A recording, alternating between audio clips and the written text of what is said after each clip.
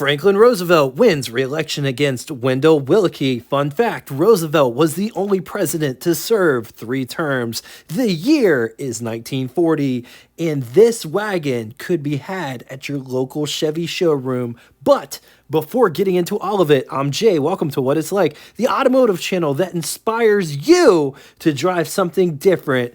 We live in an era where you could drive whatever you want, so why not be different? We feature the classics, vintage, some exotics, orphan cars, engine episodes on Wednesday. We dive in deep on the history, specs, design, but most importantly, we show what these cars are like. If that sounds like a channel, nay, if that sounds like a community that would totally interest you, something that you will totally dig, subscribe and hit the bell icon next to it to never miss a video. This absolutely gorgeous Chevy Woody wagon is currently for sale at Classic Auto Mall, Morgantown, Pennsylvania. I'd venture to say largest consignor this side of the mighty Mississippi, with over 950 cars for sale when recording this episode. With Christmas coming up, buy that present that your significant other truly wants. Financing and shipping is available, and get this, anybody can peruse their inventory for more hours, directions, and pictures of this very car. Be sure to click the link below after the show. 1940 Chevy was broken down into 3 series. Special Deluxe KA was in the basement, followed by Master Deluxe KH in the center. Master 85 KB was at the top. Chevy offered the Deluxe from 1940 to 1952, taking a bit of break in production from 1942 to 1945 for World War II, and it could be had as a business coupe, 2-door sedan, 4-door sedan, cabriolet, and wagon. Chevy also had a truck line, half-ton, all the way up to the big commercial. New for 1940 was sealed beam headlights. Standard amenities on the 1940 Chevy Special Deluxe included but not limited to cigarette lighter, clock, glove box light, 2 sun visors, deluxe steering wheel, sliding glass windows, stainless steel trim. 1940 saw a facelift, redesign, I should say. So let's compare 1939 on top, 40 on the bottom. Starting in the front, everything is different. Fenders, hoods, grills, bumpers, headlights. The 40 also has running lights on the fenders that the 39 doesn't have. 3 bumper guards on the 40 versus 2 on the 39. Moving to the side profile, better look at the fenders. Both front and rear are different. Louvers are in a different location as well as designed differently. Dog dish hubcaps on the 39 versus full discs with trim rings on the 40. Interesting, if you look at the body/cabin area, they look very similar to each other. Moving to the rear profile has been ever so slightly redesigned. The 39 looks more vertical, whereas the 40 curves at the top more. Split bumpers, but I think the spare wheel was probably an option. Moving inside to take a look at the dash and interior, which are totally different. Which one do you like better? Moving on to specs. 192.2 inches long, 72.8 inches wide, 66.9 inches tall.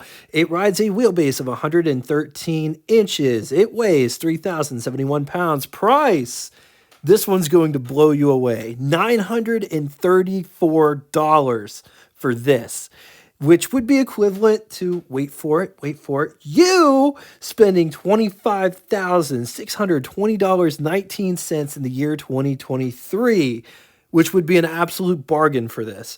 Total production for 1940 for Chevy was 764,616 units, of which Special Deluxe was 431,199 units, and of that number, Only 2,493 were wagons. Moving on to engine, only one engine on offer, 216.5 cubic inch displacement, overhead valve, inline 6, 3.5 liters. It's good for 85 horsepower, 3,400 RPM with a bore of 3.5 inches and a stroke of 3.8 inches. Compression is 625 to 1. Features 4 main bearings. But it's important to note that those bearings are the Babbitt type. So if they go bad, you have to get them re-poured. Let's talk styling. Just wow. There's a lot going on, but it all is just very, very tasteful. Not to mention that it's a Woody, which we'll get to in a minute. Running lights and or accessory lights. Just look at the design of these lights. They look like a torpedo. It's got a nice center spine that starts off small down here but gets bigger as it comes down to the top of the headlight. Also, look at the textures inside. Like, it has like a little fin that comes off. I don't know if you can see that. Guess top down. Man, there's just a lot of little cool things that they do on cars back in the day that they just don't do on cars now. Bezels. Check out the bumpers. Look how this comes up, as well as look at all the little channels inside. Nice overriders there. I guess these would be called the overriders. These are bumperettes. Beautiful grille. And how it comes to a point there.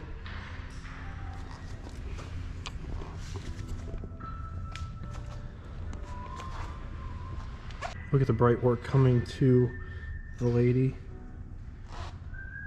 This nice insignia there. Just look at all of the different levels, textures, and effects going on in this hood slash fender design. Also the fender, how it comes back into the body here. There's just lots of different shapes going on with this design. I love these louvers. Nice special deluxe script here. This one has a cowl, as well as little pedestals that the windshield wipers sit on. Look at how this windshield is designed. Kind of curves out. Look at this little protrusion here. Also a center line at the top. Look at how it's raked. Like, this is shallower or not as tall as it is back here. See that?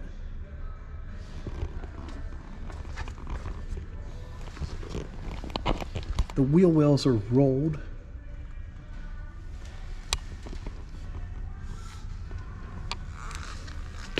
The running boards are wider here in the front, and then they taper in the back. I wear size 12 shoe for reference.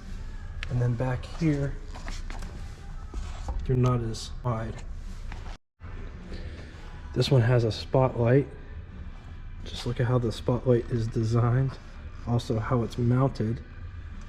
And then right behind it is the side mirror, and it's mounted to here. This car does have drip rails that start down here at the base of the windshield, and then they run the length, the whole length of the car, and end back here. For those that don't know, I build rustic furniture, so I love it when I can see a Woody wagon that's like, I call this sweaty. It just has a nice age to it, and a lot of people are trying to recreate that, myself included. This Woody wagon, and it's not coming up on screen how I'm seeing it in person. And the smell, I wish I could describe how it smells. It just smells amazing. But just look at all of the different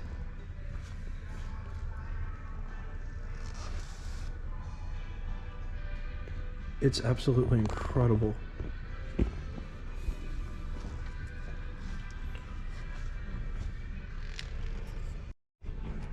I've done a lot of woody wagons for the channel. Most of the time, the wood just goes around here. I have never seen one where the wood goes on top of the fender like this.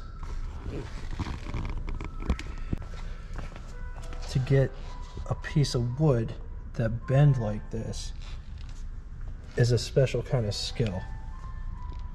Just look at how it's all textured back here in tiers. This piece here, how it comes off. Down here, this design.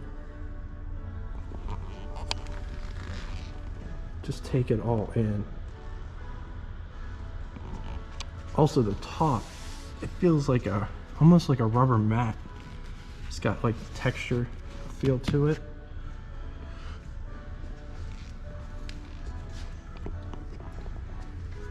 Brake lights located here. There's only one brake light on this model.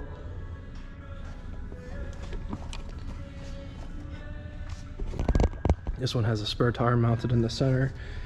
The bumpers, half bumpers, but they sort of mimic the front bumpers with this bit of an apron that comes up and the pinstriping. Gas filler is on the passenger side, and this one has a locking gas cap that was an accessory from the factory. Notice it says GM. That's really cool. Getting inside, but before we do, look at how these door handles are designed. Notice the curvature of them, so it fits in your hand nice.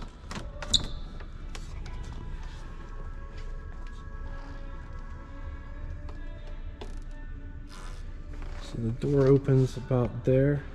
We'll open up further, but there's a strap holding it. Just look at how it's designed. All the joinery. Also look at the angle.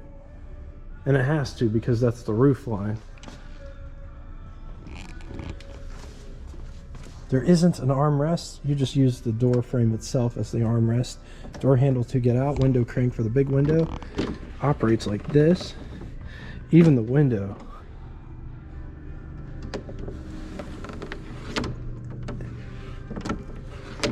And it has vents, but they don't open.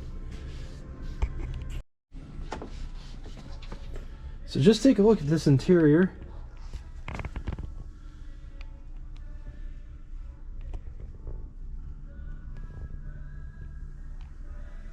Coming down inside the pedal box down here, you have the high beam switch. Actually, handbrake right there.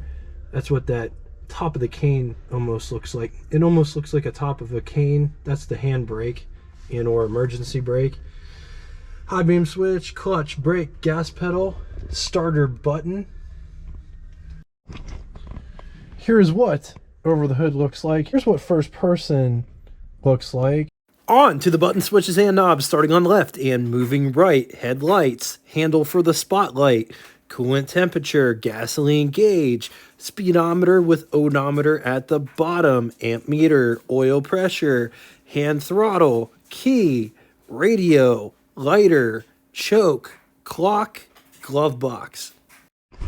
Underneath the steering wheel, there is tons of space to put my hand in between my lap and the steering wheel. I wear size 36 pants, and the only reason I show that is because if you're the same size as me, you'll fit in this car beautifully. Up above, there are sun visors, and they're a bit huge. Look, there's my hand for reference.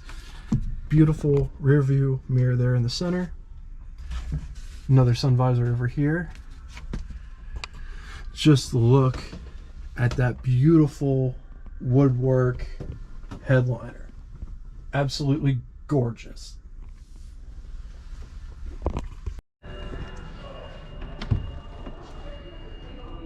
The rear door is a lot like the front door. Isn't an armrest here. Once again, just put your arm out the window here. And that's all the further the window goes down.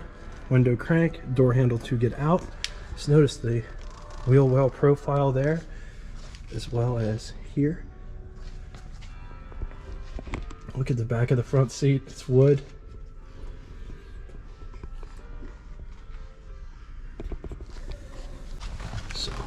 This is how much space you have sitting in the back seat. And it's like a half seat, so you could get to the back, the way back. These windows open as well, they slide open. This is what the front looks like from the very back. Just take a gander at the pillar to glass ratio. It's very nice in here with all the wood, as well as top headliner. And that's what visibility looks like out the rear window from the back seat. And as you can see, there is tons of space. Space isn't an issue anywhere in this vehicle. You could use it as a family hauler if you wanted to. Very spacious. Taking a gander under the hood, and I apologize for whatever reason I don't have any footage of looking under the hood, but we're going to use these pictures. 216 stove bolt 6 oil bath air cleaner. Look at the bracing bars that go from the firewall to the radiator support. 6-volt battery under the hood, which is interesting because most cars from this time period have them under the floorboards, opposite side of the brake master cylinder generally. Coil is mounted to the side of the engine, inches above the distributor. On the positive side, spacious everywhere, built solid. Against it, would requires dry climate controlled storage and upkeep. All right, now it's time for Would You Rather. 2 scenarios today. In the first scenario, would you rather have a 1940 Plymouth wagon or a 1940 Chevy wagon or 1940 Ford wagon? I'm going to leave this here for a minute. If you need more time, feel free, pause the video. Moving to the second scenario. This one's a bit different. GM made some really attractive wagons in 1940. So which one would you rather have? 1940 Chevy Woody Wagon or 1940 Pontiac Woody Wagon or 1940 Oldsmobile Woody Wagon or 1940 Buick Woody Wagon or 1941 Cadillac Woody Wagon. The last one, I'm not 100% if it's kosher. They might have only made 2 of these. In the comment section below, because this is the first time I ever saw a Cadillac Woody Wagon. I'm going to leave this here once again for a minute. If you need more time, feel free, pause the video. Now it's time for Name That Tune. First person to get both the name of the band and the song title correctly in the comments will have their comment pinned to the top of it.